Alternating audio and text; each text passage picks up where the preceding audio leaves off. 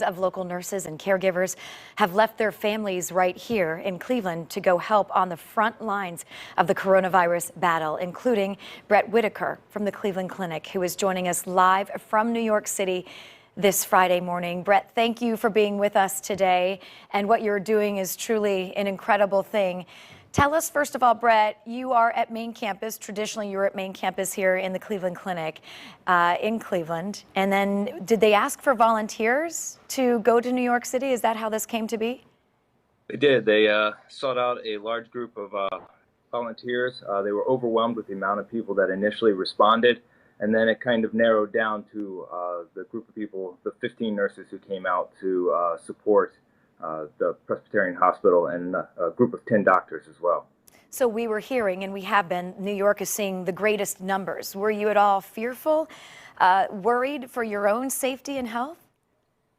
No, I truly believe that the training that we have received prior to leaving, and then the training that we received here, really prepped us to be prepared for this. That being said, we are taking all necessary measures to keep ourselves safe.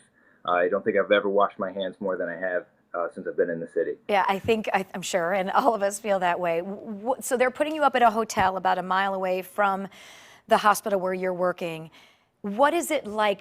Can you make a comparison with New York City and what you're faced with there at the hospital? As what's the difference between that and here in Cleveland? I mean, the city has really taken to heart because they have seen the worst of it. The shelter in place, the city is very, very empty. Most people you meet out on the street are carrying bags from a store, or they're wearing scrubs on the way into the hospital. And one of the nicest things that we've experienced is when we do go in for our night shifts, around 7 o'clock every night, they give you an applause. They go out and make noise and really celebrate the healthcare workers. So that has been a very touching feeling, to feel that the whole city has come together to support frontline caregivers. As a nurse and as a caregiver, I know you have that quality that almost every nurse has, that caring and loving and trying to help patients, but yet in a way that it's hard to do now, as there's that barrier that you're trying to keep yourself safe and healthy, and the other healthcare workers as well. Would you say that's one of your biggest challenges as a nurse right now?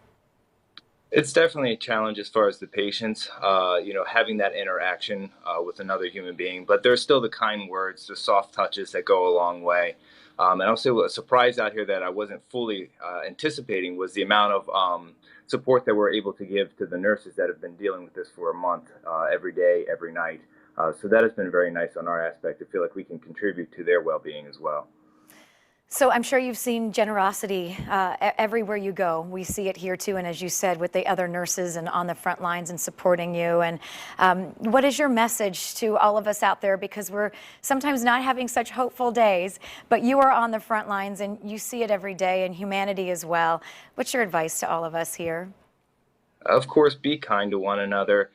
Follow the instructions that have been put out there by the CDC and the government, as far as staying at home, sheltering in place. If a place as crowded as New York City can do it, Cleveland, Ohio can certainly do it as well. But I think my overall message is just be kind. This will pass, and we will be stronger for it.